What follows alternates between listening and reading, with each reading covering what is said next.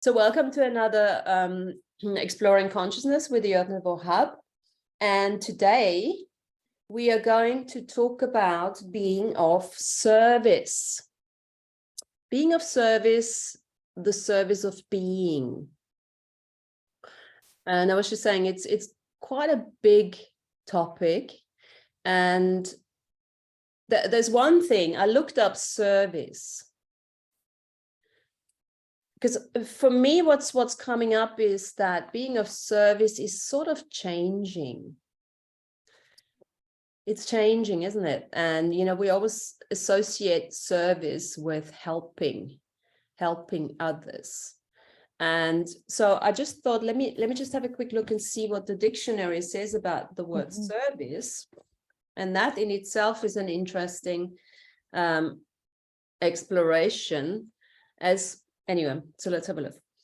The word comes from the Old French service or Latin servitium, slavery, from servus, slave. So that's quite interesting, right? From slave. And then, of course, you know, when we go into the Old English, the Middle English Middle English servant.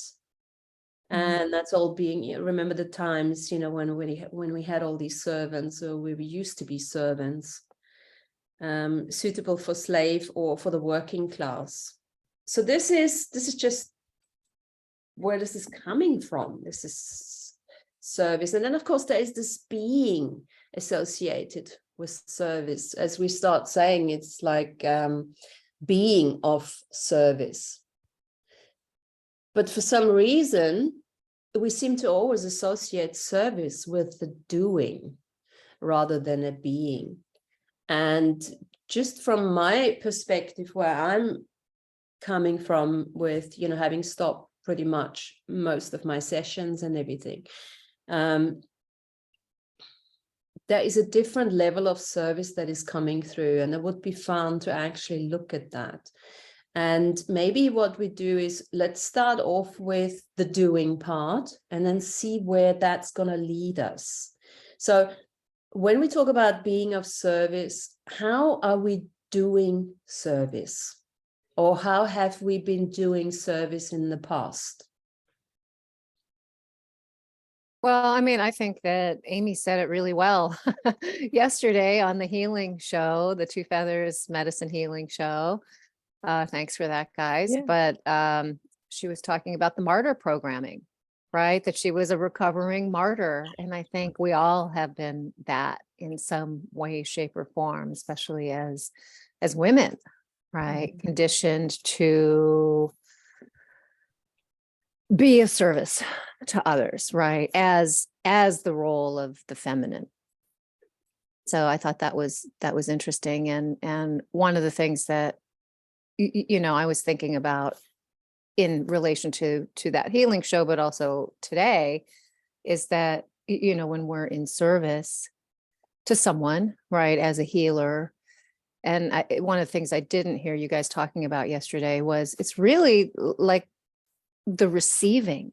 That's the most important part there, I think, because you can give healing, but if someone's not open to receiving it or changing it, right, then those patterns will go right back into place where they were.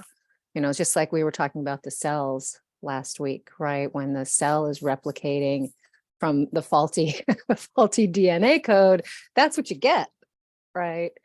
So it's interesting that we're talking about this today, because it's caused me to think a lot about the way we're breaking down the energetic patterns of what that means, right? What it means to be a healer, what it means to be a woman, what it means to you know, be in service to someone. So there is this service or sacrifice. That's what you're saying, Tanya, isn't it? And Amy, what you obviously discussed yesterday, you know, the martyr programs. Yeah. And I suppose we've all been there, you know, and And I think in the beginning, to get out of the martyr programs is obviously letting go of all our, rejection issues and things like that. Rejection is very much connected, interestingly enough. It's a bit of an oxymoron, really, because as a martyr, you almost keep seeking rejection in a way, in order to learn the lesson of service,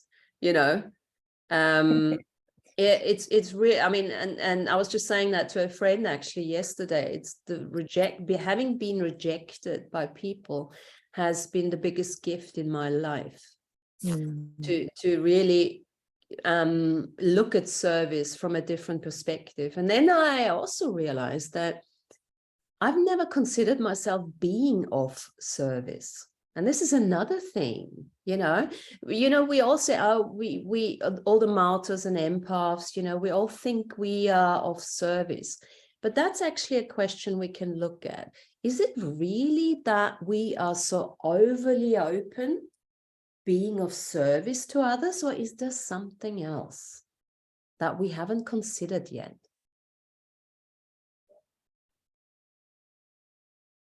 And I realized, yeah. No, go ahead. I'm just kind of. I realized yesterday, having this conversation with my friend, I was like, because I said, I never really see myself the one who wants to be of service. I don't actually want to help people. I've always been more the facilitator, the empower. I'd like to empower people.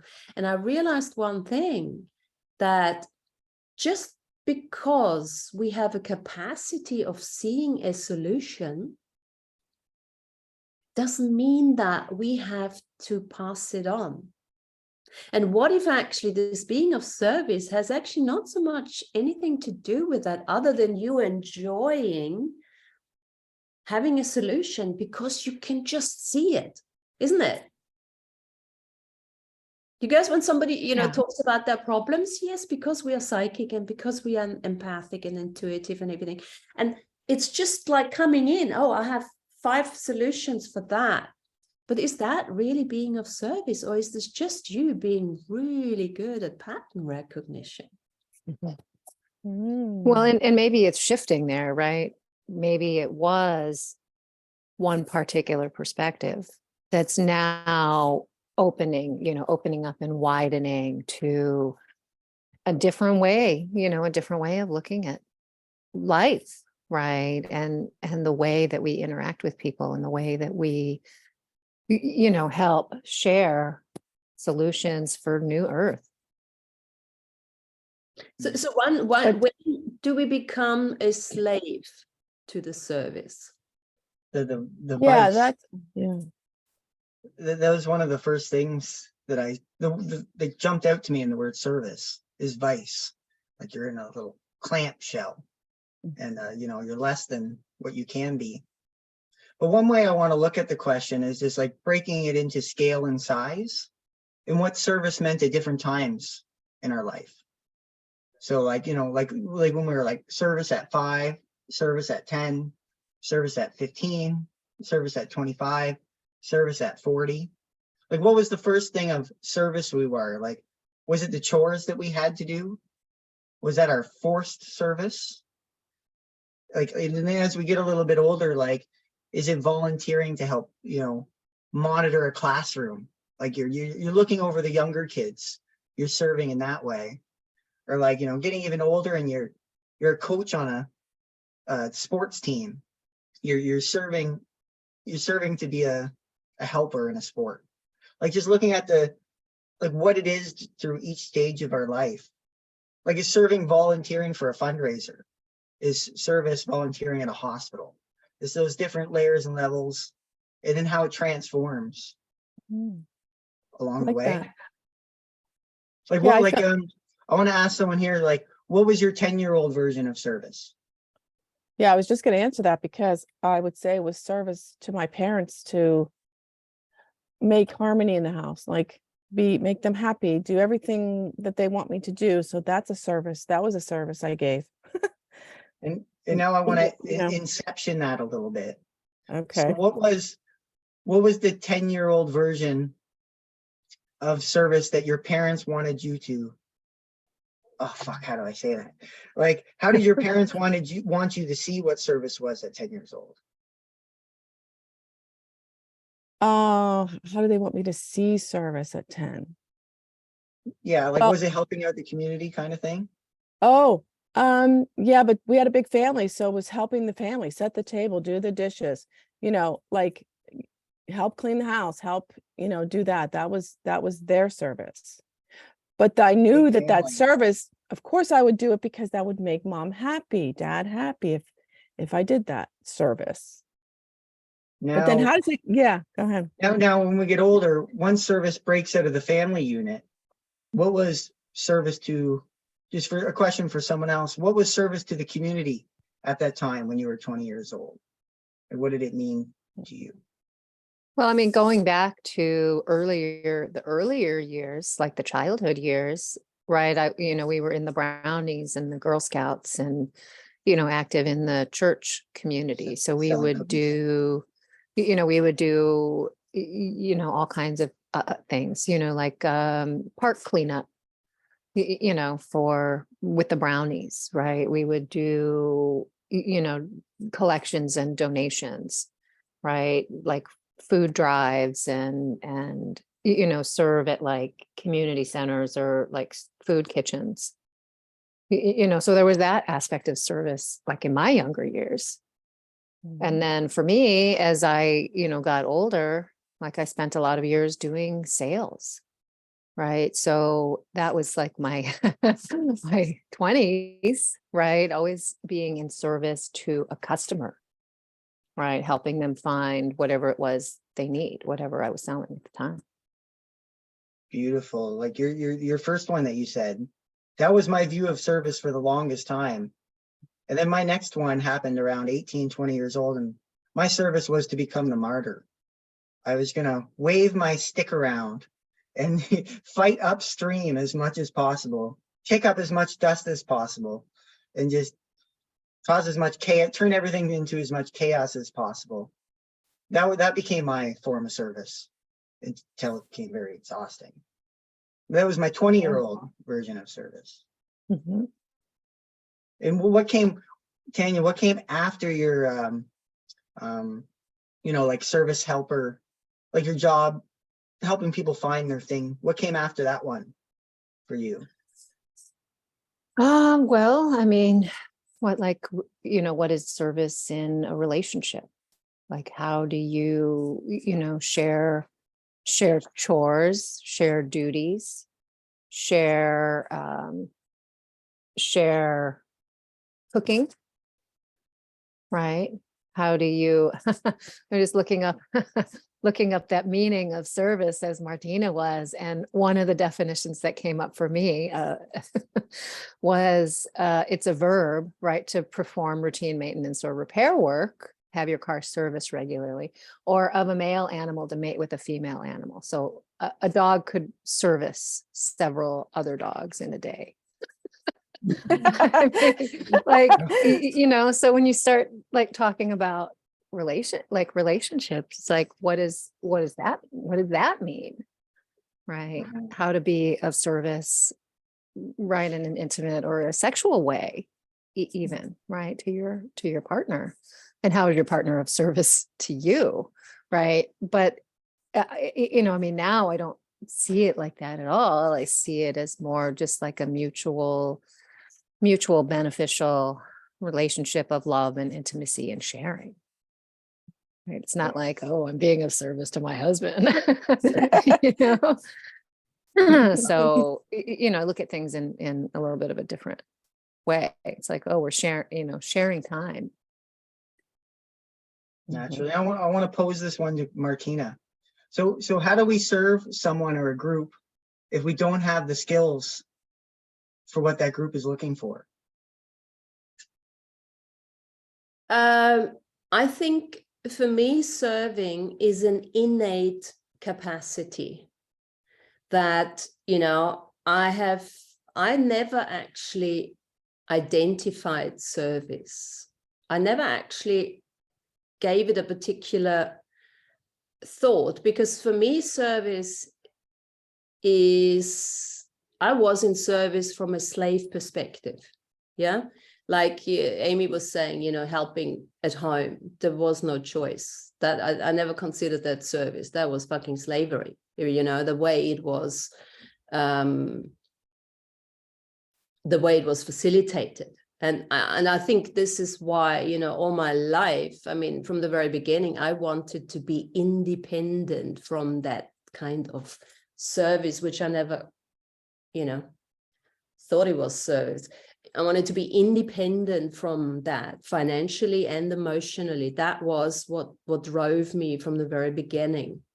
And then even later, I never saw it as service, because more service to the self. And that's why, again, I didn't call it service, because I always said, okay, is this fun for me? And luckily, you know, analyzing all my limitations, that has always been fun for me. So, you know, it was always like, what can I learn? That was a kind of service. And I always knew that what I learned for myself, that will become the service to others. And that's what I then looked at, because everything I did learn, all the modalities that I've learned, I learned them because I liked them, because they worked for me. And then I just chose to use them to work with other people. But again, I was never looking at service as such. Taking it back to your question, Sean, from a group perspective, I don't think if you are not inclined to be able to and wanting to share your experiences as a service, if you call it service or not, you wouldn't even come onto a group like that. And I think we cannot safely say that we are of service to other people, but we're not doing it because we want to be of service. We're doing it because it's fun for us to get together and having a chat. And if anyone takes something from it, then that's cool, right? And if not, that's cool too. So it's almost like we are born to be of service, but it's normal. Can you actually not be of service by being alive? No, because you're providing some sort of example to somebody. Like my biggest one is like, you know, there's a lot of alcoholics that run in my family. And everywhere you go, you'll see an alcoholic somewhere. And then what goes through my mind, or has gone through my mind, is, if not him, then who? Like, it's always that example. I don't want to be that. Mm-hmm. And without that, you could easily fall into that character, because it's not there to provide an example of what not to be. Mm. But in a roundabout way, I wanted to explain it like as reading between the lines. And the more we say self-service and service to others and self, it starts to sound a little bit funny because it's a weird term. But kind of how service to others kind of transforms into service to self. And service to self, when it reaches its extreme, turns into service to others. Because like when we're servicing to others for so long, we kind of hit this wall. We break down. We can't do any more. We're exhausted and tired. And so we go into this, we start gathering more skills for ourselves. Like naturally, we may see the world as, like we see the world, we see the beautiful changes we want to see in the world. But we realize that there's so many things that we have to learn and change within ourselves to change the world. So we start servicing to self for the next 5 years. And from certain perspectives, it looks like we're not serving anymore. But all this serving to self, now we have amazing new skills to go serve others in the world. So it's like these cycles between the two. Well, I think too of oh, sorry, go ahead. You go. I was just thinking of, right, just by being here, being born on the planet and grounding our energy, right? We're being in service to Earth.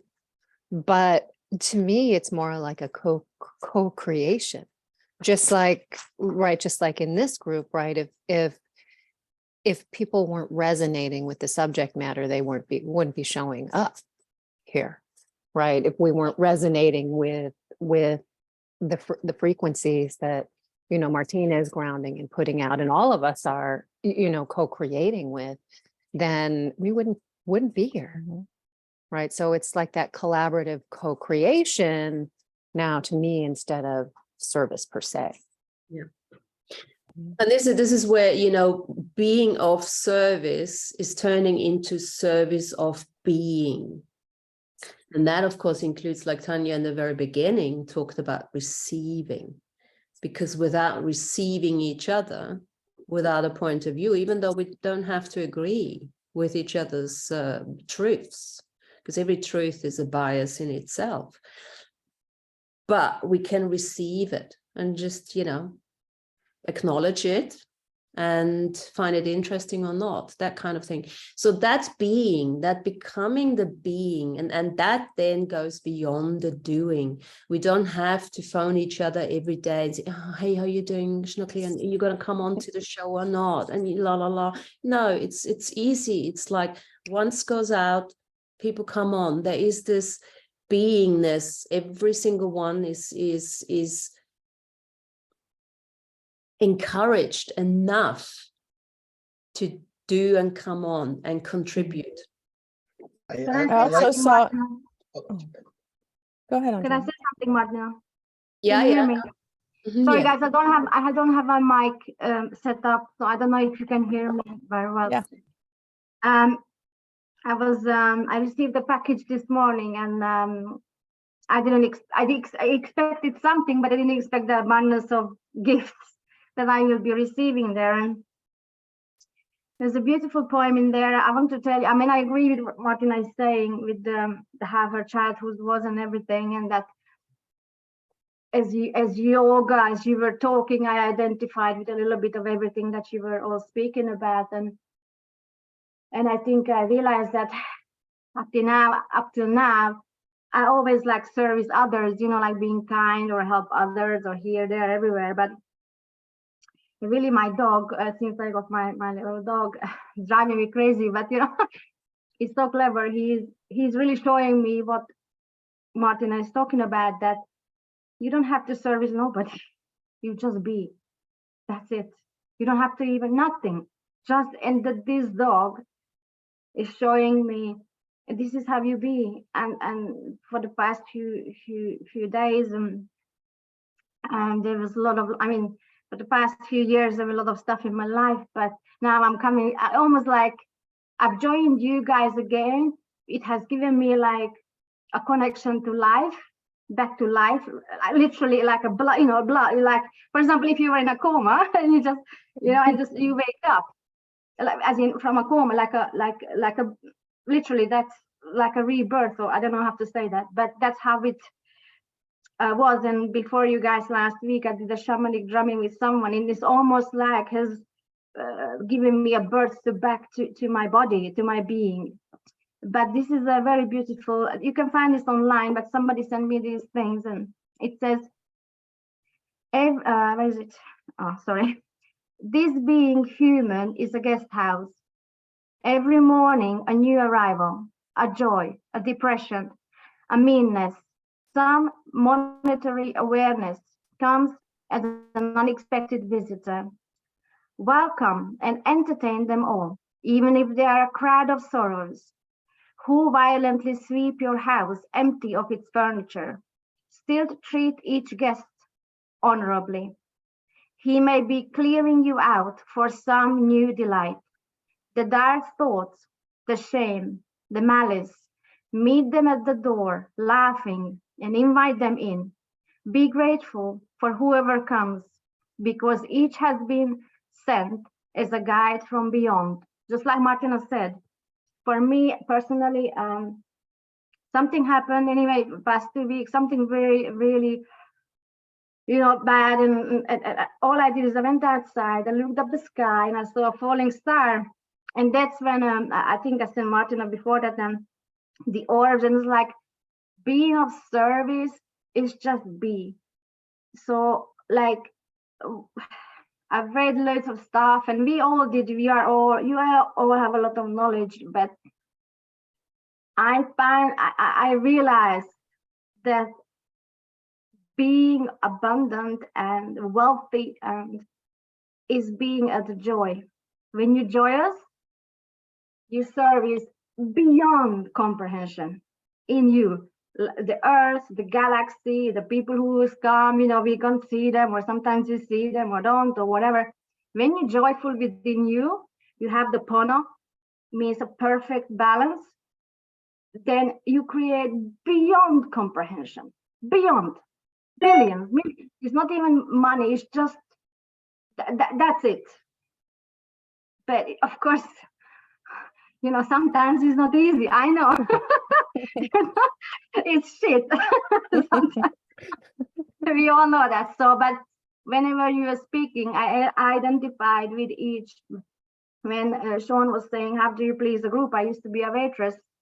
Sometimes madness sometimes, And when Martina said about the friendship, and when Martina was saying the way she grew up, or you said about the earth, sure. But earth doesn't want us to be at service. Again, earth teaches us just be, right? Just like the dogs or the horses or the cats. I meet so many dogs who are abandoned. They don't complain. They're not they just be. Even if they're just, so sometimes, I cry because you can't take in, it's just, I think this is it. Whatever comes, just be, let it go to grow. That's my mantra. Let it go to grow. So thank you, guys. Thank you for I love that. my rebirth. Thank you. I love you. I keep flaring as you. I love it. What Thanks. you reminded me. That was beautiful, Andrea, because it reminded me of going back to the natural way of living, because we lived in, for me, the service that I lived in. I was a martyr. I did service because they will love me. My parents will love me if I do this, or friends, they'll love me if I do this for them. So I feel like it's now more like that natural way of living, of just, we're always doing service in a way, but not how we think it's being done, if that makes sense. Yeah. So it's a reframing of service, a complete reframing of service, and understanding the being, the importance of being rather than the doing. And that doesn't take away action. Yeah. Action is required in order to manifest, but there is an effortlessness in the action, not a sacrifice that is motivating that action, that. And I think, Andrea, you sort of mentioned that energy of trust. I think that trust is something I definitely see as a companion of service, as a companion of being, that complete trust. And of course, as you say, the animals are the best teachers for us.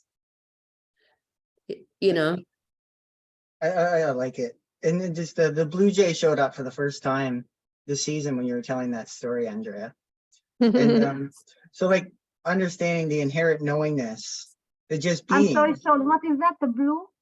Oh, just a really beautiful bird. What was the name? Blue? A bluebird. Very creative. Blue jay. Blue jay. Blue jay. Oh, blue jay. Yes, thanks, Amy. But like inherently just being is of service, and kind of like moving, like not just moving is a service, but not moving, just being is a service. Like action is a service, but inaction is also a service. And they're both so important, and to like revel in all characters, because sometimes we may be looking to the teacher all the time or the saint all the time, when it's the beggar on the street or something where we're just blatantly refusing to give our attention to. It's the teacher that day. But because we're so monocultured in our thinking for whatever reason that day, we just can't see this other teacher that is just being, just screaming out to give you what we need to hear, but might not be looking at it because we're stuck in the going instead of the non-going or the being. Yeah. I mean, the thing is, we are a group that continuously talks about transformation, change, sovereignty, self-mastery. So it's very action and self-empowered, which does lead to that beingness. And you know, once we've reached a certain level of beingness, we can just back off a little bit and actually look at coherence. I think somebody was talking about, you know, coherence, and start to attract things to our lives and express things, our energy in a coherent way. So one of the things to carry on, it was saying service, one of the biggest service we can actually give to other people is be coherent in our expression, be coherent. And even if you don't say anything, be coherent in our energy. And just by being that, I think that beingness, what more and more comes in is like the Taoism, you know, you just be, you don't have to say anything, you don't have to do anything, you just exude that energy and that light that impacts on everyone else, and you're no longer giving it away, you're just enjoying it. Like Andrea says, you know, you enjoy it for yourself and it just creates a difference. And then there's this element of the next level of, when we look at service from a helping perspective, you know, that is always underlyingly saying there's something wrong with you. I need to help you because there's something obviously wrong with you. And that in itself is a level of judgment that we can go beyond now. Because everyone is going through whatever they're going through so that they can grow, because every single one of us has a different kind of soul agenda, right? And I think when we get to that place of true service, of beingness, you're no longer offering out anything, because it's almost, you would almost say to you, having to say to yourself, this is wrong. It is, everything is the way it has to be. Everything is perfect the way it is. Even when it's difficult, right? Even when we're dragging through the mud, right? Especially when we're dragging through the mud. There's a reason for that, as we're clearing out old energy patterns from the ancestral DNA, from past lifetimes. We're going down to the nitty gritty of old pain and memories, right? And the way that it holds in the body and the way that it holds on earth, and just, I don't know, for me, just acknowledging that, right? Being able to say, okay, if I'm feeling crappy, right, I'm just going to be in it, right? I'm going to feel all the feelings that are concerned about that. And yeah, that's service to myself, but it's also service to everyone, because that energy ripples outwards like the pebble in the pond. I really like the setup you did there, Martina. Just looking at like what being is and how being attracts things. So you can just have your natural downward flow. So like just being a good person or a friendly person, you're going to bring those friendly people around you. And you do that just by being. But I want to bring the doing back into the mix to see them together. Because it's like saying, okay, so just being a firefighter, you'll probably attract fire into your life and burning things. Or like just being a judge, you're going to attract a jury. You're going to attract people who've broken the law and did all these sorts of things. But to be that, to be those certain things, not just the emotion side of it, but to become a judge, you got to do all that law school. You got to do all these physical things to move through it, to be it. But now that you're that judge, all those characters, like if you just start being the judge, everything's going to flow into you in this magical formation. Like all of a sudden the characters to be that role are going to start flowing into your life. Mm. in whatever kind of profession or role that you're being or that you've worked into being. But again, it's like to flip that again, you can just have a kid who's being a firefighter. He's just going out there with his pretend axe or a stick, or God forbid he found an axe in the woodshed or like the tool shed, and then he just took it to the forest all by himself and lost it, and his dad got mad. But like, so he's just pretending to be the firefighter. But that's the flow that puts him in the trajectory to just being a firefighter as he's older.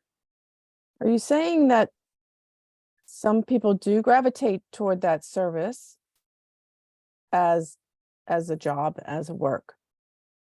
Not even. I wasn't thinking about that lines, but I'm sure you could connect it that way. I don't know why I was feeling that. I don't know. The service, I feel like there's two different types of services, right? I think that, like the firefighter that wanted to be a firefighter since he was 5 is servicing, volunteering, doing all those, where there's a different type of service he doesn't even realize that he's doing. He just thinks it's his job and he's doing it and he's doing it. This is just my job.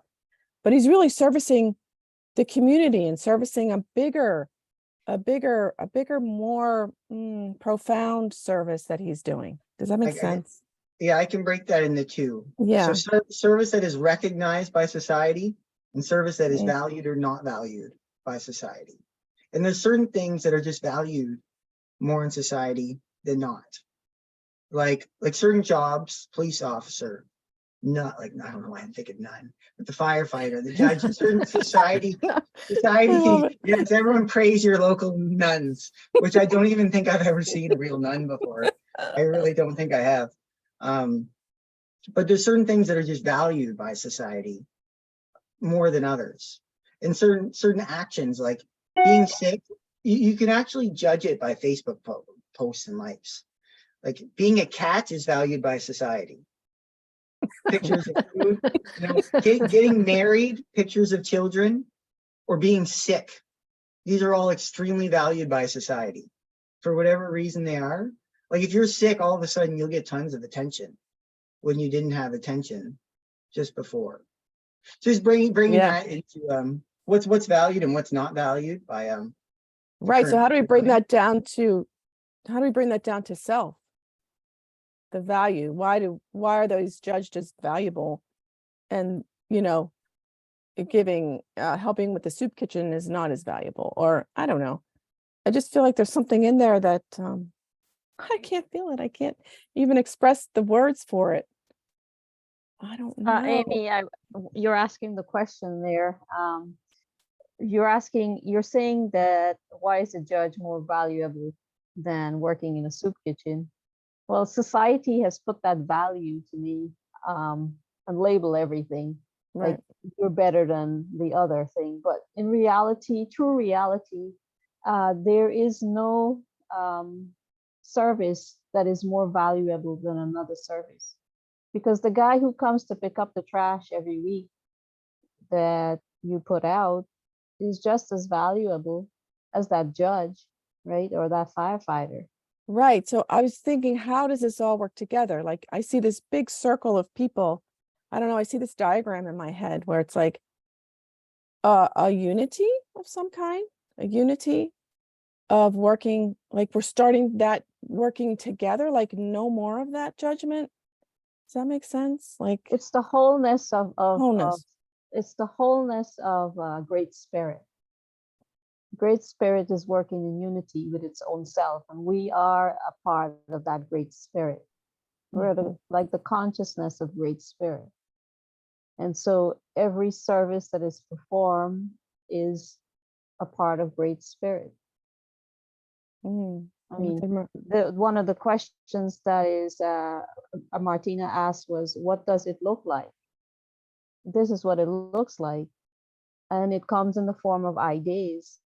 We get ideas and we perform those ideas out into in the society, right? So it's being seen and felt. And to me, that's being of service. And just being yourself, you know, is being of service, because nothing is less, as I said, valuable than the other thing. No, yeah, I agree. No. And we all come in to do a different service at this time. Some of us will, it would seem that some people are doing greater service than others, but in true reality, I don't believe that is so. We all And- have a value to perform, you know, to give. Well, and like Speaking Marissa is of- saying in the chat, that it's remembering to value ourselves as opposed to Mhm. awaiting to be valued. Yeah. And Yes. also, you know, what you got, what Lana, it's what you were saying is diversity in unity. Exactly. And we got to value ourselves, absolutely. And we got to value the order in the universe, the universal order. And every single one of us is, from a universal perspective, it's all in order. If you're now a firefighter, or if you are working with food, or if you're a teacher, or this or this or that. And, you know, as soon as you start, you know, lots of us here are therapists or have been therapists, and then, you know, you move on, you do the next level of service, whichever service that is. And then another one fills your shoes, because from a universal perspective, it has to be a unity. Mhm. That's the grid that I saw. You know, that's the grid.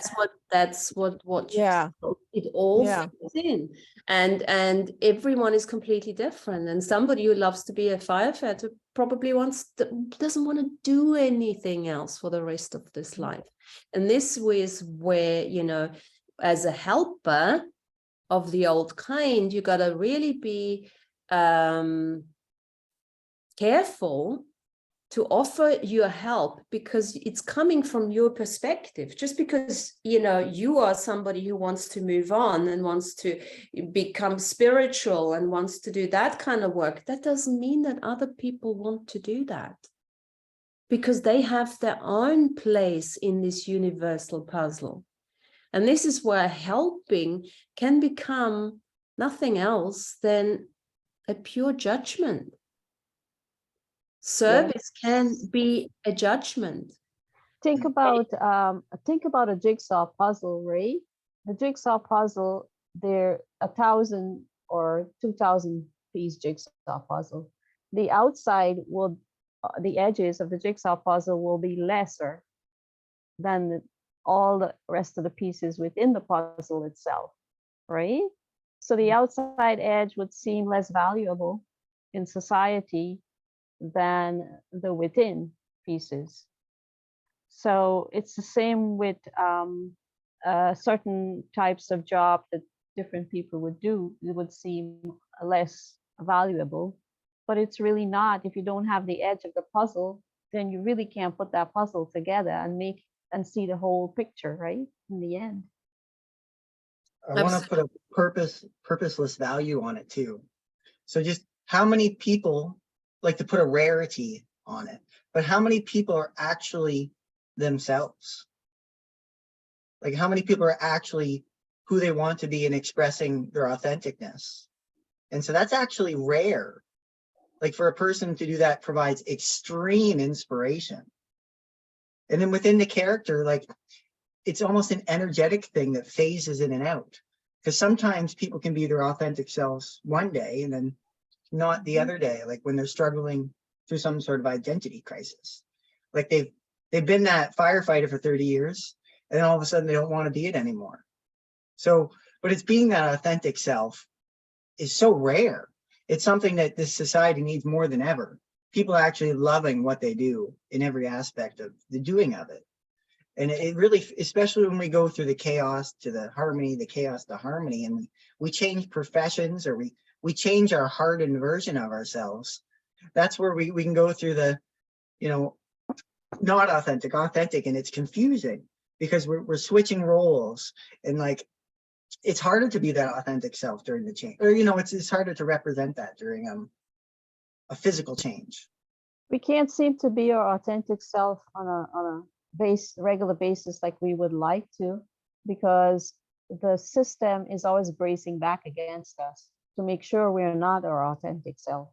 because they know that if we all become our authentic self all the time, every day, doing what we love to do, then they will cease to exist. They'll become null and void to us, and they wouldn't have a place here anymore. And so that's why we're finding it so hard to be ourselves, because they're breaking back against us so viciously. It's that big of an inspiration.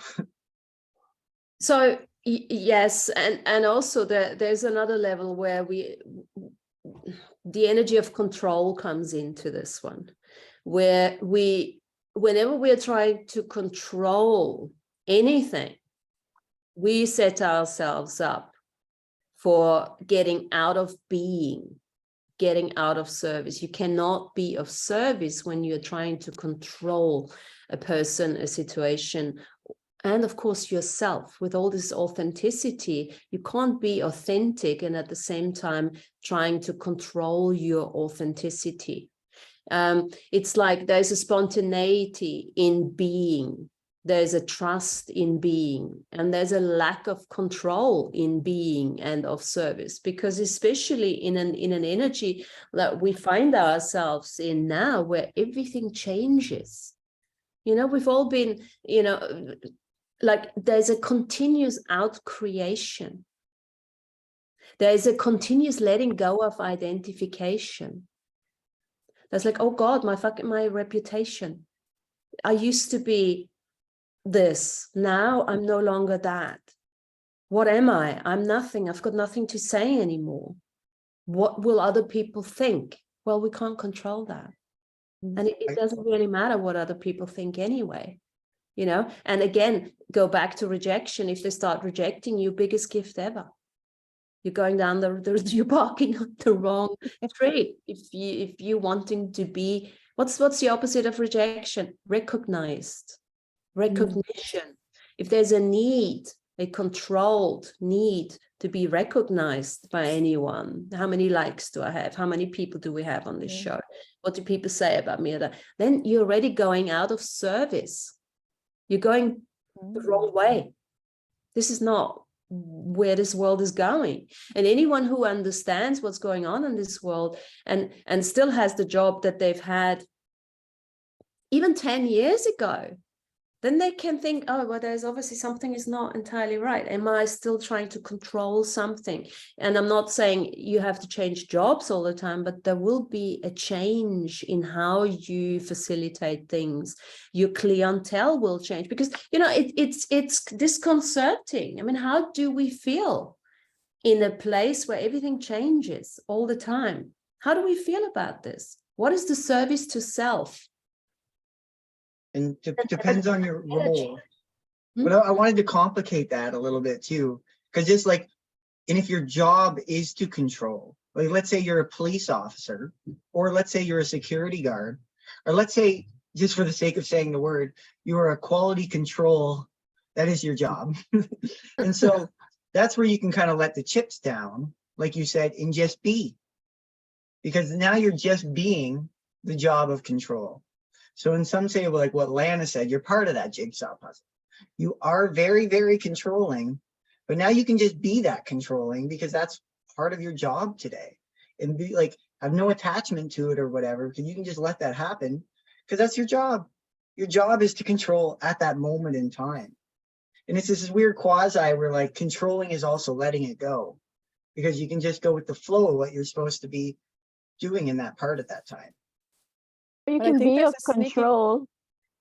You can be of control, like a quality control individual or a police officer, or whatever you're naming. But you can do it in a more loving way. So it doesn't feel that you're dominating and control all the time, those around you. So you're using compassion in the job that you have to do, but you don't have to be a vicious boss or controller over, you know, society or the people that are working with you, right?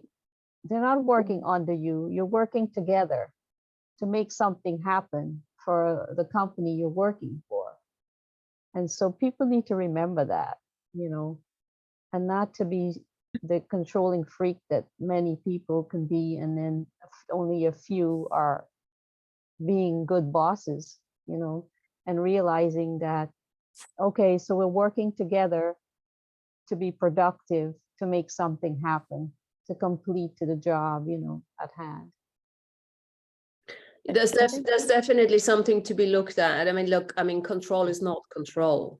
Yeah, I want my pilot who flies the plane that I'm on Right. in control. Yes, in control. Yes. So we're not talking about professionalism and doing your job at the best you can do, yeah, and know exactly what you're doing. That's not the kind of control we're talking about. We're talking about trying to control a life, our lives, trying to force an outcome that is just not happening. It's like, you know, think of, you have a, you know, you want to manifest something, and it's just not happening, and you're doing everything you can, and it's just not happening. And instead of saying, hey, is now the time, or, you know, maybe it should be looking a little bit different, have I gone too much focused on something that is actually not meant to happen right now? Might have to happen in 500 years time, or 5 or 50 years time, but not now. Mhm. Yeah, I'm just trying to highlight the layers where like one perspective is not control, and then from another layer it is, and then it's not, and then it is. Because like the person's job could be in the control, and then his life could be completely going out. Like there's no control in the life whatsoever. You know, the house is falling through, the mortgage is coming in, but there's no semblance of control there. But then that loss of foundation is going to lead him into the next level of life, the next evolution.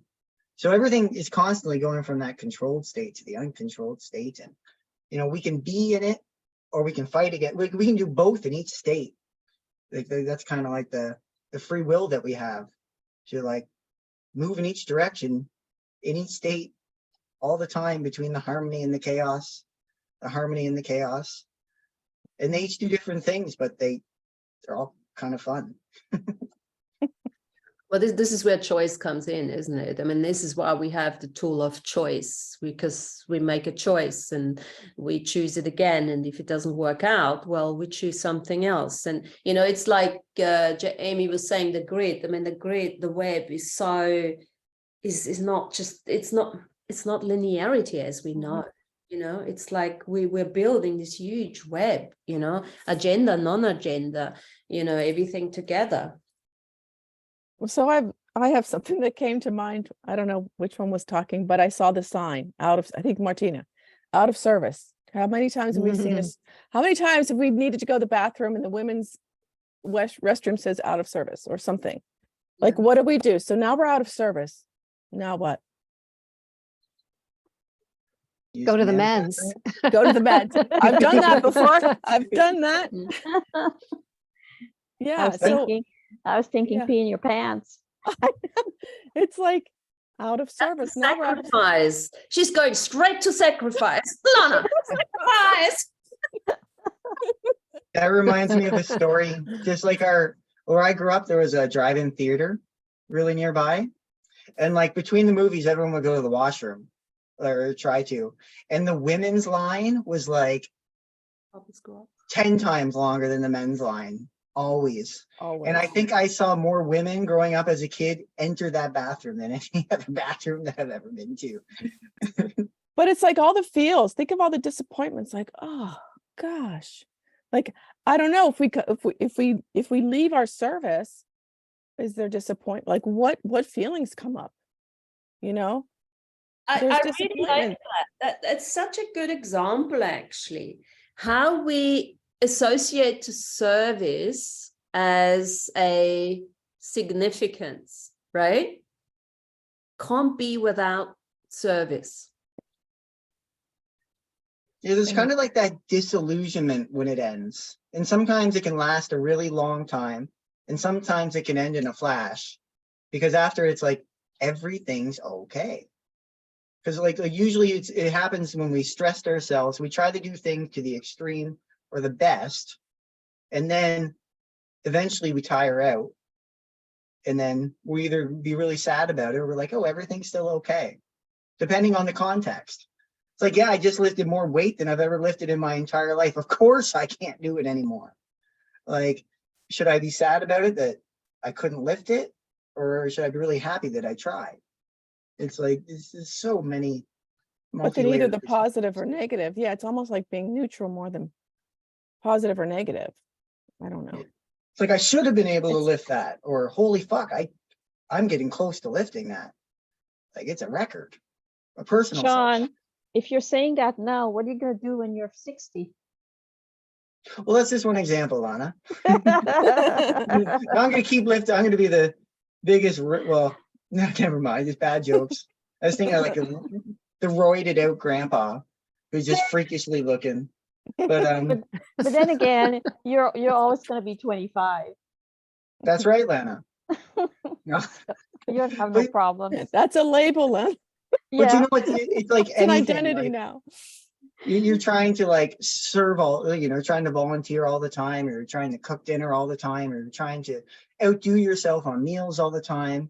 And inevitably, like, it's like when you created the best masterpiece. Like Martina, you wrote a book. You wrote a book. How hard was that? And then when you're done, you're like, holy fuck, I wrote like, I'm sure how many times were you like, oh, this is exhausting, happened in that process? A lot. Going And through a then, lot. and then when you did it, what were you like? Well, I'm bad with that kind of thing, because once I did it, it's like, okay, what's next? Oh, You know, you don't I mean, bask. as soon as I'm done, it's like, okay, what's next? I don't even want to, sell it. Right. And yeah, you know what? I've been finding it like Bad. Yeah. just publishing that self for yourself. It's like as soon as you did it, it's like your whole life starts changing. But All of a that sudden it leads opens us up the back to doors. service is service to the self. Oh, yay. You got the book? Martina's book. Yes. Oh, Martina's yeah. Martina's book. Yay. I have that too. I love it. What we're going to do once the second one comes out, there'll be 8 chapters. And if you guys want to, you can all read it first. And then if you think it's worthwhile, then we can go through each chapter. And it's got, and do like a book club Cool. Cool. and just play with that. Mhm. So service to self, but there was something else I was going to say. Service sacrifice. We've done this now. Service. So service and meaning. What I've been hearing, you guys were talking, I'm hearing there's a connection between service and meaning of life. Do we have, without being of service, do we still have meaning? Love it. It's just again such a it's like yes and no at the same time. I mean, I think we- again, it's the I think we perspective, right? Yeah, but think about it. Let's all think about this. So let's say you're in your house and you're never going to go out the house, and there's no Zoom, there's nothing. You just do what you're doing and you make your food and you're happy and you go with your dog, but you're not putting yourself out there to anyone in service. What is that gonna? Oh, I think I'd get bored. Hmm. I think I would get like, I love to be around people and, yeah, I definitely lonely or bored or something like that for me. I mean, that's my personal feeling at the moment. Because it's kind of mixing the two ideas into one, like purpose as well as service and serving. So like service, like, we're service and just being, but then you can look at it in a lifetime to lifetime. You have a purpose this lifetime. And if you don't fulfill that purpose, you're probably going to try to do it again. So it's kind of like, it was still, you had extreme value just in the being and the doing, but you didn't fulfill your purpose and you're going to do it all over again. But then it's part of the experience too. So there's quasi elements to it. So what does life want from you? Because we always want from life, right? What we're going to do with our life, and and what do we want, but what do you mean to life? The biodiversity to it. I'm trying to add something to the soup. Something different. What are Something you? we haven't tasted before. What is your service? What is your service to life?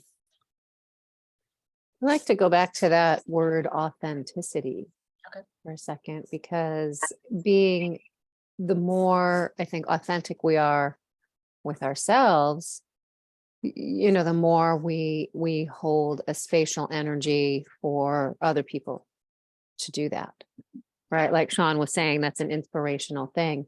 There was a time where I wanted to be an actress or actor, and did a lot of study, went for auditions, had headshots, and then there was at some point I just said, you know what, this is not authentic for me. Why do I want to spend so much time trying to be someone else, right, and fall into these other roles, these character roles, and not learn who I am, right? I didn't even really know at that point who I was.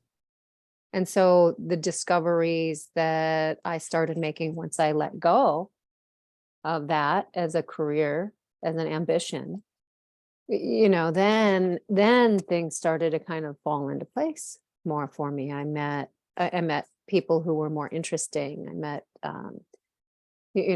created contact with situations that were more fulfilling.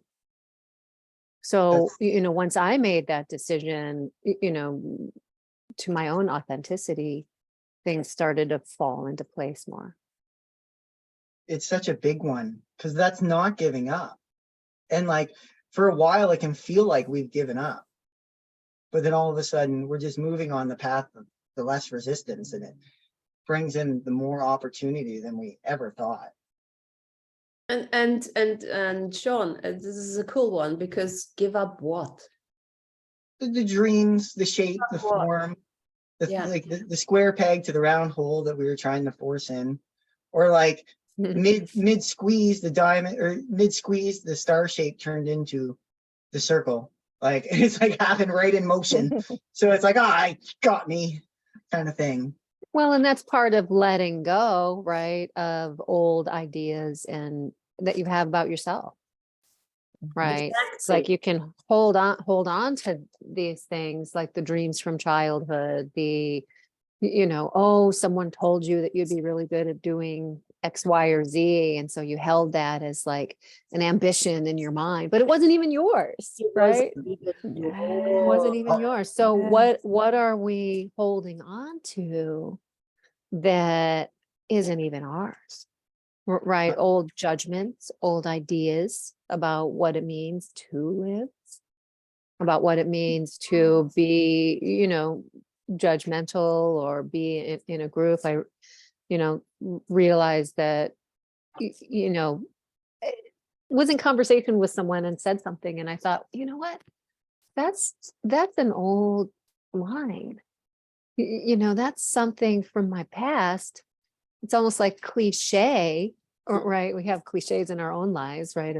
Including all the cliches that society throws down at us. But it's like, wait a minute, that wasn't even my idea in the first place. So I'm just gonna delete, right? That from the way I'm thinking about the world, the way I'm thinking about myself, and back up and see now a new, bigger picture with that cleared away.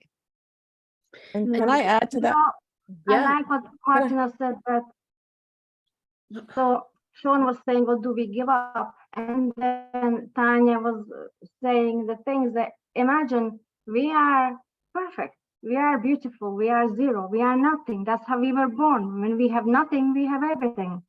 And what we give up, so Martina says, to answer Martina's question is, we are the source.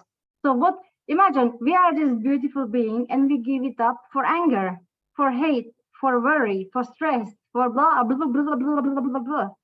And really, we are the source of the service. We are the source.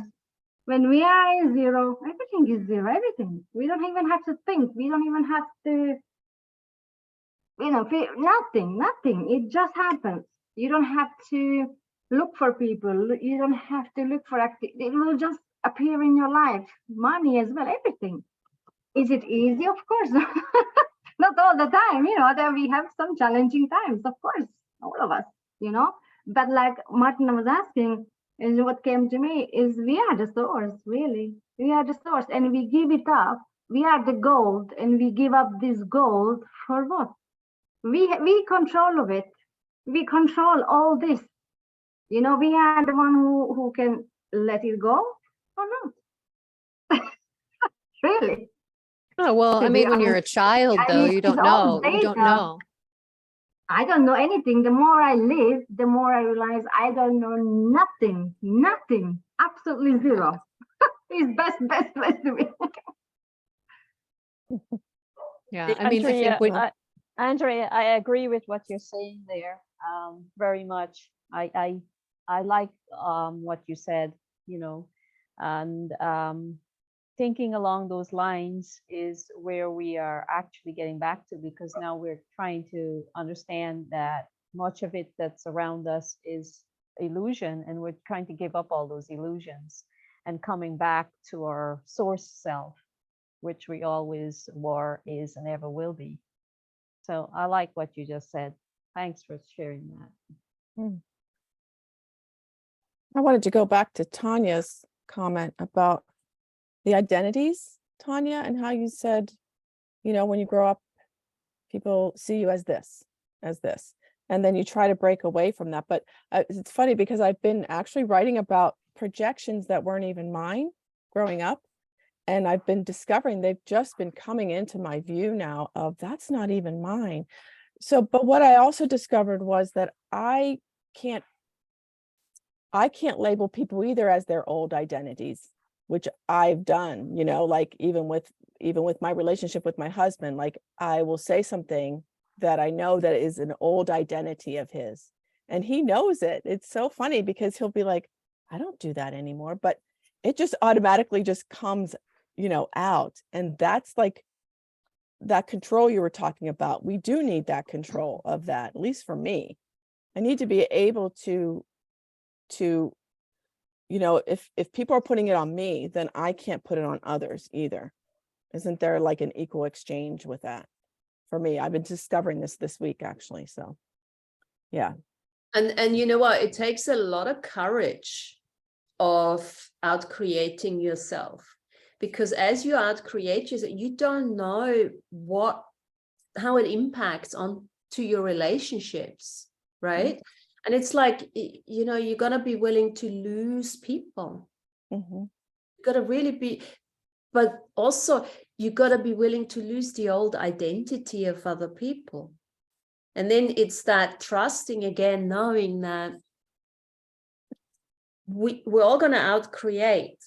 And then if they're still coming back into my life, well, then they are really meant to be in the life. And sometimes they go away for some time.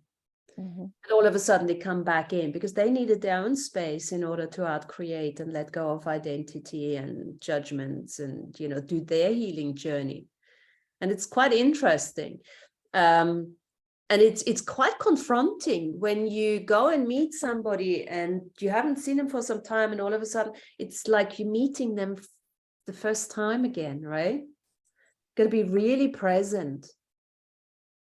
And the other thing is, what I'm finding as well is because my body is very, it just stops talking.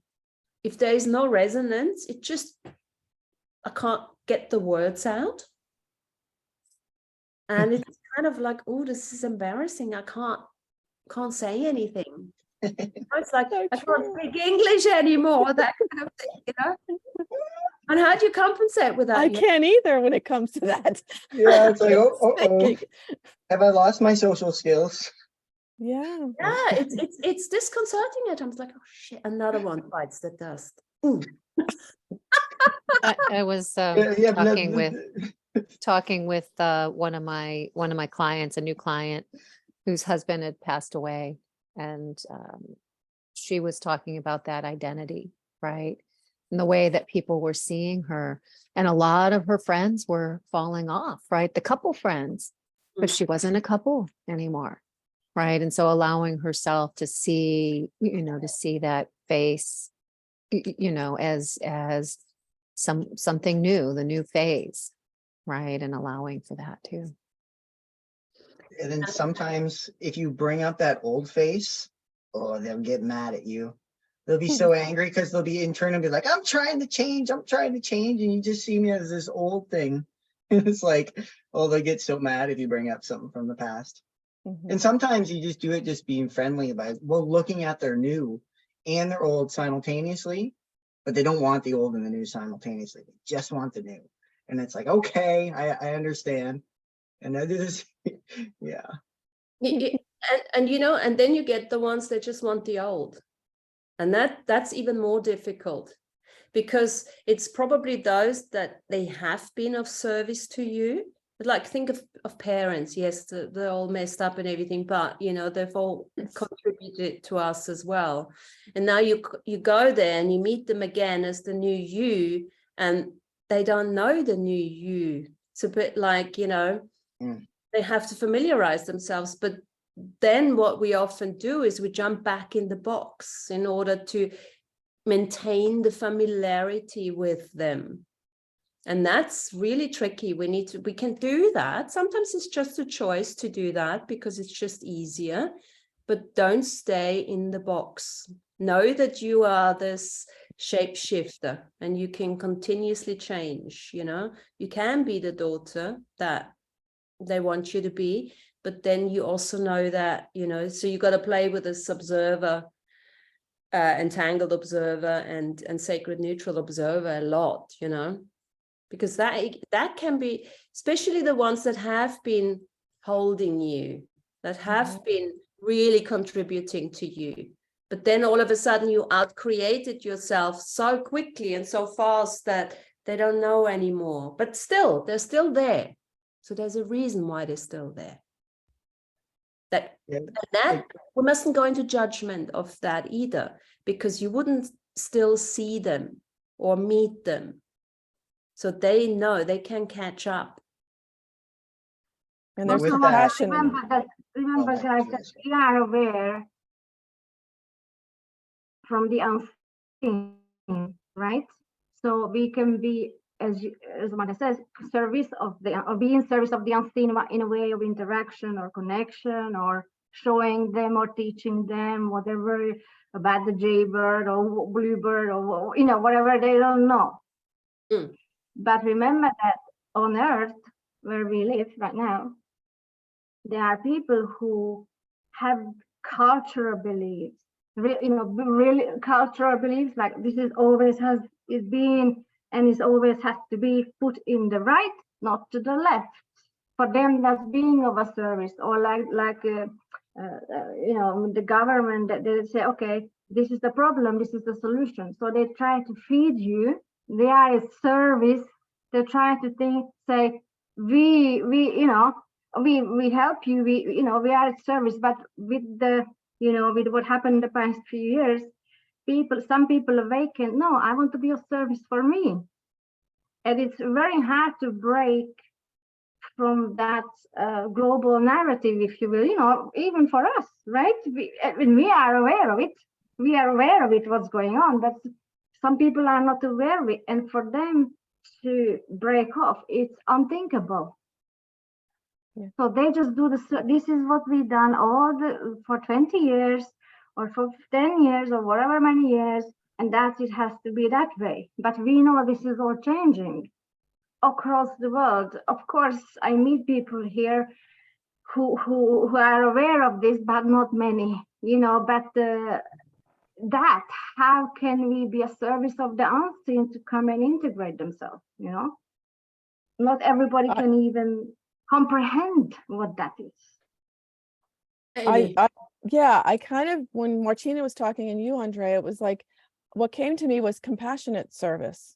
I don't know why, but it's like that, like with your parents, or the parents see you still as this 10-year-old girl or whatever. It's like that just be compassionate. It's okay. It's okay that they see you that way. You're only visiting for a few hours or whatever, few weeks, whatever. But I don't know, compassion, I think, has to come and play with service.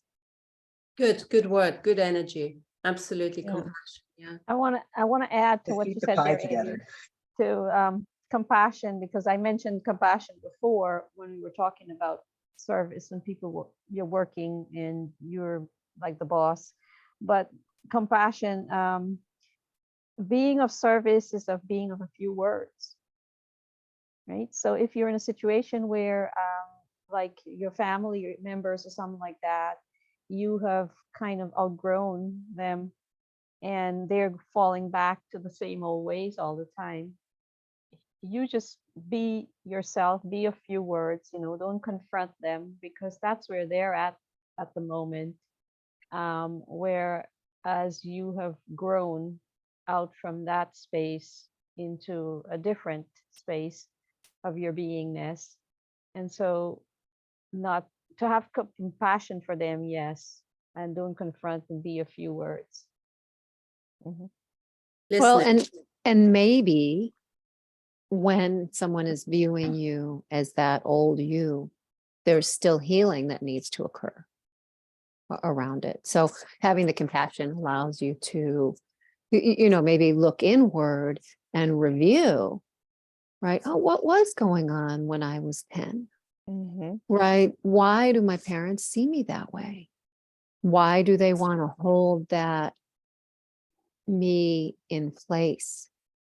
Right? So how can now I back up and review the situation? Like what was going on? I was awkward. I was, a little tweener. What was going on in school, in life, with my parents' relationship, with my siblings' relationship, right? There's maybe a reason that they're holding that energy in place to, hold up that mirror. I love that, because it could be like the timeline. You can go back to that timeline anytime and heal that, whatever that was. It gives you that opportunity to go back and do that. So yeah, paying attention to that. That's actually, or even, maybe there wasn't healing. Maybe it was just a very happy time in the family. right. Right. Either way, And so going positive, back negative. and feeling that love and that joy and that that time when the family was all together and having a good time. And let's add to this actually. There's something called biomimetic mimicry, where the body takes on a certain stance when you walk into a certain place or meet a certain person, and that's a habituated response of the body. It's literally the molecules change, so it's not necessarily happening in your mind, but there's a physicality that immediately puts you. And I think I said that before. It's like often when I go to Austria at times, sometimes after a few days, I start looking like, yeah, because the body is just like, you step back in time, but this is the capacity that our bodies have. Yeah. I think this is where, I love again to really at some stage, we're going to look more into the technology that is switching on, because the DNA technology has these capacities of a shapeshifter. And we need to actually, it's good when that happens, because we need to start practicing that, because once we're going back out there to the other worlds and everything, we've forgotten that. We've forgotten that our bodies can do that we can literally change everything with our bodies. It's just so beautiful, because literally, like, when one person's magnetic field walks into the other person's magnetic field, we have our electric meridians, which also have their own magnetic field. And so each cellular volt in our body has its own magnetic field. And when we walk into those other people's, we're hardwiring ours with their own map, like their mapping system, their hologram that tells them how to be that person, starts to tell us how to be that person. And if it's powerful, or we subconsciously say we want to, our body starts biologically manufacturing us into that person. And when you walk into, let's say, a building, the building's its own organism. The walls have their own energy. And the more people, it's got 60 people in there, it's got an even stronger collective energy of magnetism that's even acting even stronger on the individual to change you into that structure. So you just kind of bend into that. You start shape-shifting. Yeah. And it's like just being consciously aware that this is happening, and aware like when we want to shape shift and when we don't. Because it's important to be, play the part. Like playing the part is pretty important sometimes. Like you want to be the right person at the rally. You want to be on the right side of the, like you don't want to be in the other person's stadium dressed up all wrong, or you don't want to be in the wrong side of Detroit. Like it's like you gotta dress the part and shape. That is just so. This is like the cutting edge stuff I want to start writing about very soon, and it's magical. Yeah, and you know what? We mustn't go into the wrongness of ourselves. Oh my God, my sovereignty is wrong, and I need to protect myself for that and that. No, we have to start acknowledging what our bodies can do. That empathy that we have, there's nothing wrong with it. We just didn't know how to use it, and this is now when we get to that level of soul essence that we've integrated, there is the body's going to switch on. That shit's going to happen more and more. And this is why, we always say, the responsibility comes with the level of awareness. The more awareness we're going to have, the more of that we need to start recognizing what's actually going on.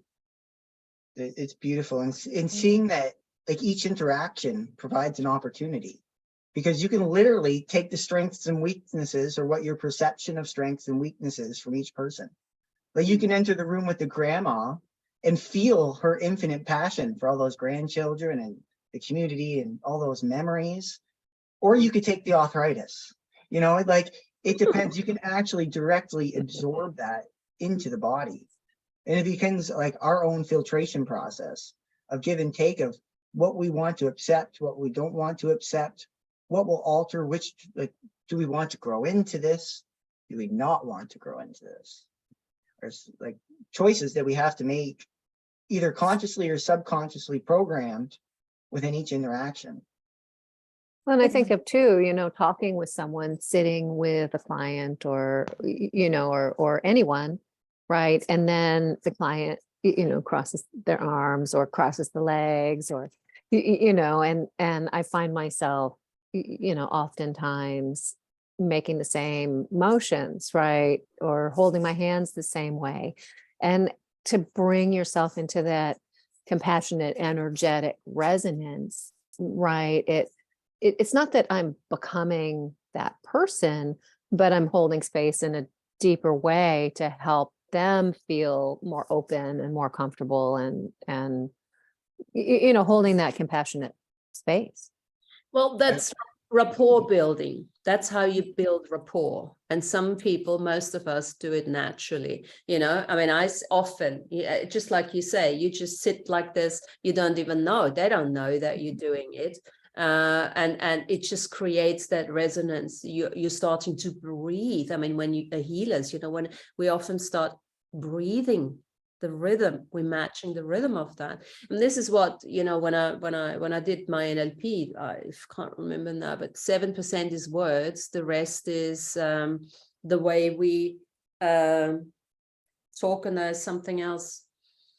The frequency of the voice. And then there was the majority of it is that. I can't remember. There's obviously a word for that. But, that's for rapport building. But you see, this is so important. This is another thing we need to look at. Thanks for mentioning that, because that rapport building and that kind of communication because energy is communication. Communication is energy.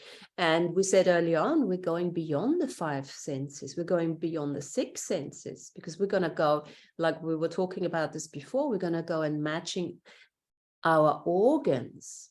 We're going to have organ communication, a coherent, you know, the mind and the heart and the gut and all the other organs. There's coming in, and that will bring in a new pattern recognition beyond that, what we've had before. That's something I'm working on at the moment. To tie this back to something you said a little bit ago, I had this whoa thought about 6 weeks ago or something like that. And it was acknowledging in other people moments in their life where they said, this is it. This is what I am. This is what I'm going to become. And they don't become anything beyond that. They start completely, like, begin the death process. But they say, I'm this, I will be this guy. I'm that guy that just goes fishing. I drink out of the 60-pounder, like a fair bit. I do this, I watch these TV shows. That is it. And they decide that it's this. And it's like this complete numbness to feel that rapport of anything outside of the shape that they've determined themselves to be. So like they lose the senses, they lose that transference of energy of anything beyond what they've determined themselves to be. Because it's neat, like they can still walk into the bar with all their buddies or whatever, and they'll pick up that, like they'll feel that reaction, what their buddies are doing. But like when it comes to something beyond that, it won't, because they like, there's points where people in our decisions, we harden it and we don't let anything in or out, and we just be that. So they can't pick up the new experience, but they can still kind of blend in with those old experiences. And there's points in time where people decide, this is it. I guess I'm just this.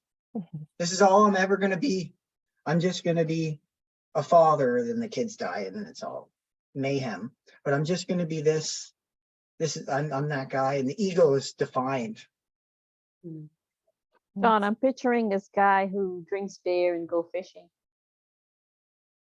Yeah, I kind of painted that picture.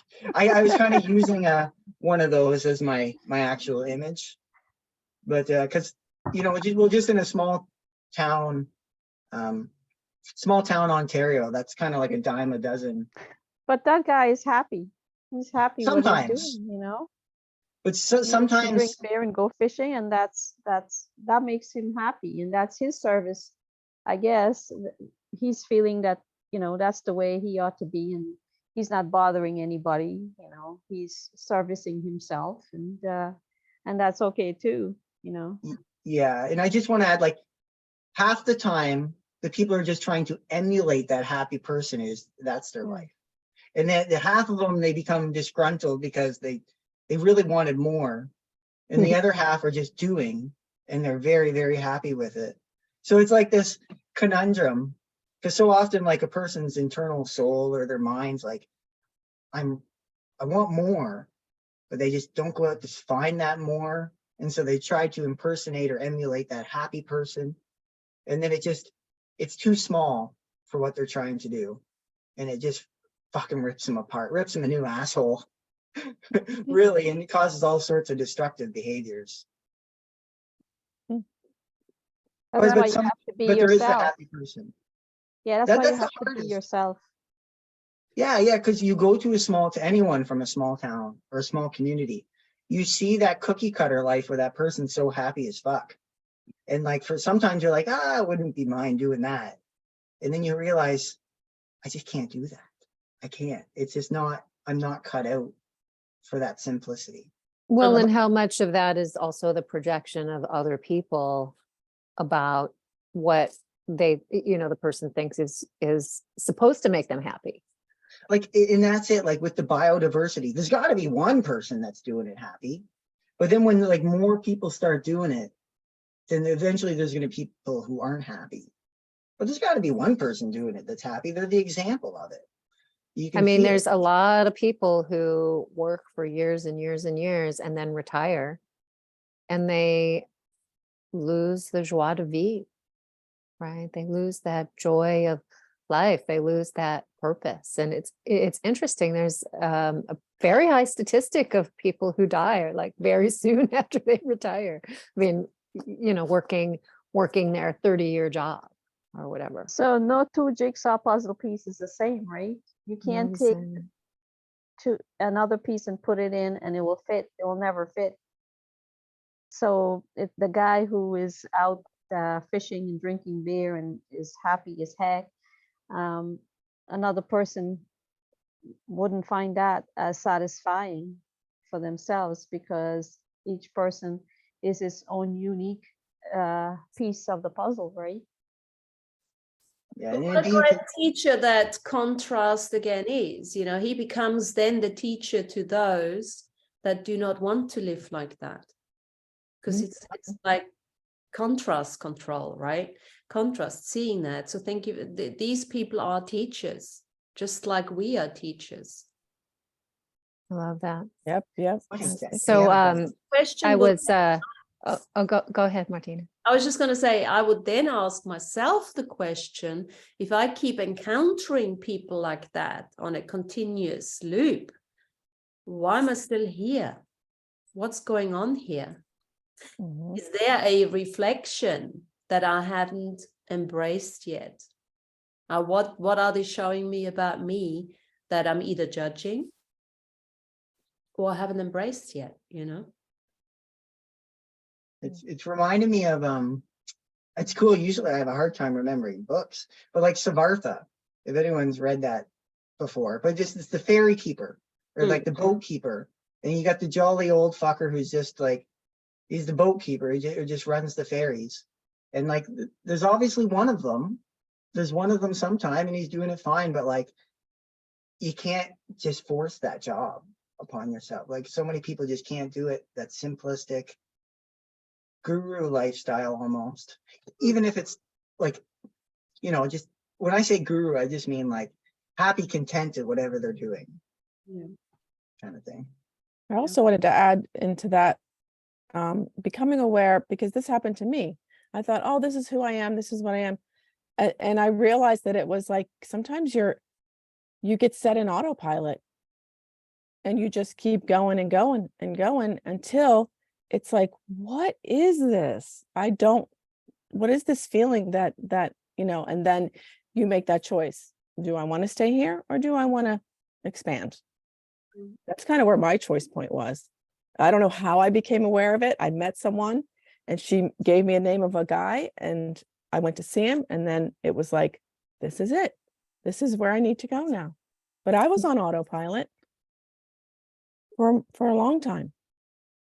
That experience woke you up to new possibilities. Yeah. I mean, thank goodness I wouldn't be where I am here. It's like, it's so cool. Like, no, I wouldn't want to be that guy. I was that guy. I really don't know how I didn't turn out to just be a drunk. You have time, Sean. You have lots of time. That's right. Talking about. No, I mean, you're only 25, Sean. You have plenty of time. the odds were stacked up against me. I thought I was going to be in the cookie cutter life for the longest time. In fact, there's this really adorable picture of me, and I'm like 5 years old, and I'm at like it was called Summerfest in my town that I grew up in, Crediton.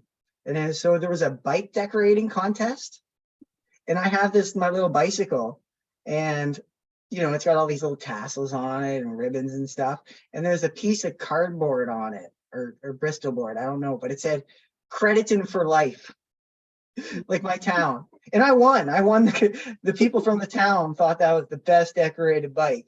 Like, look at this 5-year-old, Crediton for life. He's so cool. And like, it was like a 5-year-old trap that I created for myself. It's a trickster. Yeah, like, but it was fun. And I'll share with you guys. I even had this conversation with Andrew recently that like, I have so many people from my past in my dreams, like grade school friends, family friends. And he's like, yeah, because your soul did such a 180 from the cookie cutter life that it's catching up. Like, it's like, it still has all those images because your soul DNA blueprint didn't think it was going to be doing this. And then you did the 180, and now it's like, yeah, my moral of this, Reviewing the old, yeah. moral of the story is I had this really cute bike when I was 5, and it was a newspaper clipping too. So it got clipped and put into the photo album. I love it. I don't know how many clippings I have with a rabbit, me holding a rabbit. Oh, or my mum, you know, like saving a Bambi, and we're all like, Bambi, you know. And that's that hardcore Austrian life, Martina, of yours, which is so freaking beautiful, and probably why you had such a hard time getting out of it or switching to something else and going back to it, whatever, right? But like, because it's so cute. You see that newspaper picture of yourself and you're seeing time. You're seeing beautiful eras in time and beautiful images and beautiful memories. And it's a trap, but it's also a beautiful experience at the same time. Because like those little newspaper clippings are just so, they're so I powerful. think I've probably been in too many, you know. This is why domination control said, well, fuck it, you know, we need to get rid of this sin. She's too much, too many rabbits out there with her. Let's get rid of her. Oh, I love it. It's adorable.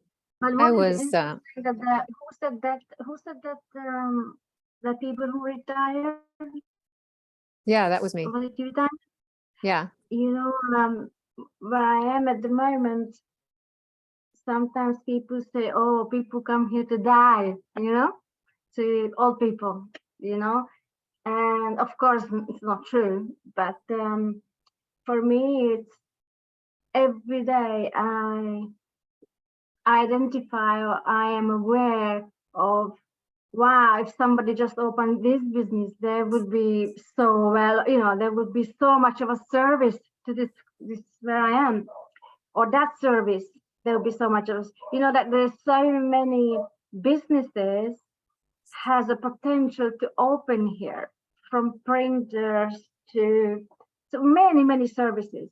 And Where are you located right now, Andrea? I'll Just tell you curious. maybe in private.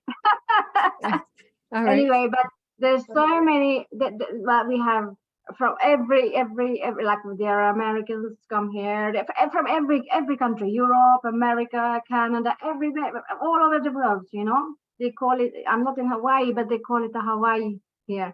Mm-hmm.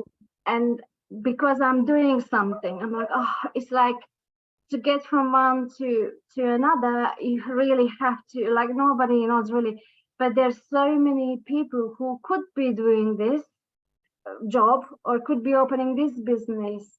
There's so many potential businesses can open here that already exist in the UK or in America or in Italy or another parts of the world. It is like the potential here is a gold mine, you know. And for me, it's like, I don't come here to die, I come here to thrive. And I spoke to this lady and she said, Andrea, wherever you're planning to be, she said, that's a diamond. I was like, oh, great, you know, but I see so many potential, like, you know, I said to Martin about something else, like you can open this and this, so many. I'm thinking, wow, these people, little bit, but there are so many young people come here, you know, and they fell in love and they want to stay here, and there's a lot of clearing here to do, and a lot of the older generation locals, the respect for women is very low, you know, not everybody, but some. So I am kind of, I don't tell them this, but you know, when you go with the car and another car comes, and if you wait, you know, in the UK, we say thank you, you know. Here, I kind of taught the men to be respectful. You know, I don't tell them, they don't say thank you, but I say thank you. And the next time I see them, they say, yeah, thank you. You know, like they lead by, you have to lead by example, you know, and then you change the people. Like when I'm kind to somebody, they think I want something from them. I said, no, I'm just kind. But it's, you know, that's how you change the universe, the earth, the mentality. And I think there are so many, like I tell people, look, you come here, you have a job for life, and then suppose it's always hard to get a job. Is not. You know, but there's so many potentials here. It's incredible because it's not here yet, but it can be, you know. So I mean, it's not for me. I don't know what I want, but there's so many things that like be so much to. I don't know. I was here thinking to open a roller skating disco. I love Okay. that. Why not? Why not? Yeah, Why not? Like Well, a- and a part quick- of a your quick, service, part of your service yeah. there, right, is so breaking much down fun. those old energetic templates. Skating disco. You Yeah. can buy that. I even looked into it. You can buy a mobile. I don't know how this works, but if somebody opened it here, there was, you know, it was brilliant. It's good fun. like an analogy for that, like a hospice care.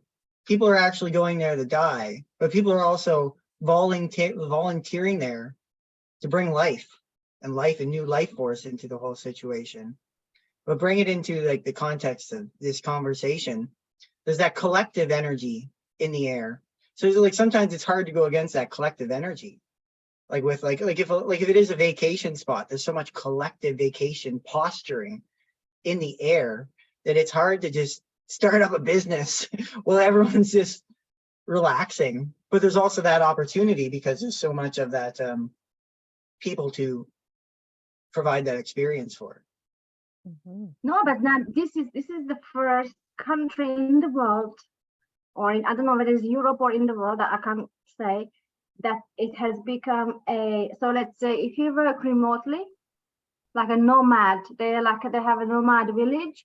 So if you work with computers or whatever, you can come here, you know, you get your accommodation and you work from here. But of course you enjoy, you know, it is now it's summer, it's really hot, I'm boiling in a t-shirt, but you know, you enjoy it. But the service is like, you know, if you have a printer company, for example, because people, I think there is one, but these kind of services that is like normal, like in the UK or you know, they don't have it here. And you think, oh my God, you know, and you have to ask so many people. And you know, like now I found out that there is an organic delivery service for vegetables and fruits. I didn't know that. But like you have to really go into groups or, you know, ask. And these kind of services that you guys would think, oh, it's normal, but it's not normal here. And you know, I think if you are a savvy businesswoman, if you come here for a year and you have a service or something like just this simple, you know. But I think the roller skating disco is still the That'd be fun. you know, it's not a big investment, but it's so much fun. I think it would cause so much joy to other people. I can't roller skate though. But you know, but it's just these little things, little delights would It bring was a joy lot to easier people. 20 years ago, roller skating. Oh, you did it the other day, didn't you? Yeah. I did. Roller skating? Yeah, there's a roller disco place here where I live, Oh. and my friends and I went. One of my friends was really keen to go, so we went. And let's just say it was a lot easier 20 years ago. That's great. Yeah. That's ice skating. There's a roller skating, what you call it? You know, like you have, like I said, like it's an indoor or outdoor, I can't remember the roller skate, but they do it as a sport. Roller which I derby. didn't know. Something, I don't know. Roller I can't derby, remember yeah. what's the name, but they do that. So I thought the disco would be perfect. Because they already know what it is. So there's going to be a competition. I didn't even know they you know have that here. You know, but there's so many things like an antique shop. I said to Martina, open an antique shop here. You have like 5 truckloads. You know? Open a shop here. People literally they're interested because there's so many people from America, UK, Hungary, Italy, Ukraine, Latvia, Russians, Germans, so they're interested about different things, something different, So and then of course the being of visitors. service, Andrea, so being of service sometimes can mean that we have to also leave our countries, change the environment. It doesn't mean that we have to, but sometimes, it opens Yeah. up new possibilities, right? Yeah. So being of service of being. Tanya, you wanted to say something for half an hour. I did. So it's a good time now that we're towards the end, but I thought, you know what, I'm just gonna pull a card from my crystal deck to see, like, read the energy of the group a little bit today. And of course, this is what came up. We can't see. Read it to us. Okay, so it's Larimer, and it's the energy Larimer, right? Which is an Atlantean stone, but it's also service. It connects with the energy of service. Oh So my this is gosh. Larimer. There's Larimer. That's what it looks like. It's a very soft blue. And there's just so from the Liquid Crystal Oracle, and there's a channeled message. It's short, that I'd like to just read real quick for y'all. Let's put my glasses on so I can see it better. Okay. Larimer. Feel my peaceful wave brushing the shore. Light me a white candle, and within its light, calmly float with me along the unique path of your own service. Enter times forgotten when man and all creation, from angel to elemental, walk together hand in hand. This is my world, now only perceived by those that desire perception. I am the teacher's teacher, igniting the playing field of life with the infinite pathways of joy and expression, each unique and all important. Step into me, the unlimited nature of your creativity, growth, and knowledge will shine from you with heart and mind at peace and calm in the ocean of unity. In my guidance, you are the lighthouse of purpose, calm on the rocks of fear, leading by example for others to behold as they pass in the darkness of uncertainty. Lost behind the veils of illusionary physical worlds, walk your path wisely, I am ever with you. In service, we are upon the very steps of the I am, and your path home is lit now by the great central sun. Oh. Beautiful. Yes. It's a No, I it's a thought that was metamorphic really- rock, isn't it? No. I mean, Because don't- it's mostly around the islands. Dominican Republic, they've got them. Yeah, Dominican, Bahamas, Cuba, Beautiful. all They're will have like the Larimer, that soft blue. But I just thought that was really, really funny. And of course, timely and appropriate. Yeah. as always. Everything comes together, right? Everything comes together. Yeah. Fantastic. Fantastic. Unity within. Yeah. Okay, guys. Well, shall we use this as a thank you for closing it for us? That was Mhm. beautiful. Keep on being of service. Keep on being. And next week is our SOS week, and we will have Alfredo. He wants to take the helm for next week if he's still up for it. So we'll have him next week, and I think the week after we've got Amy Krusik. You bring in a guest. Writer. Yeah. Mhm. Right, I guess. Okay, fantastic. Good. Great. And if there's any other topics or anything that you want to bring forward, or like Jen did the other day, just send it over to me and we'll put it all together. Yeah. Okay. Yep. Thank you very much. Thank you. Thank you. Thanks for your contributions, and Bye. yeah. Bye. Hey guys. Bye.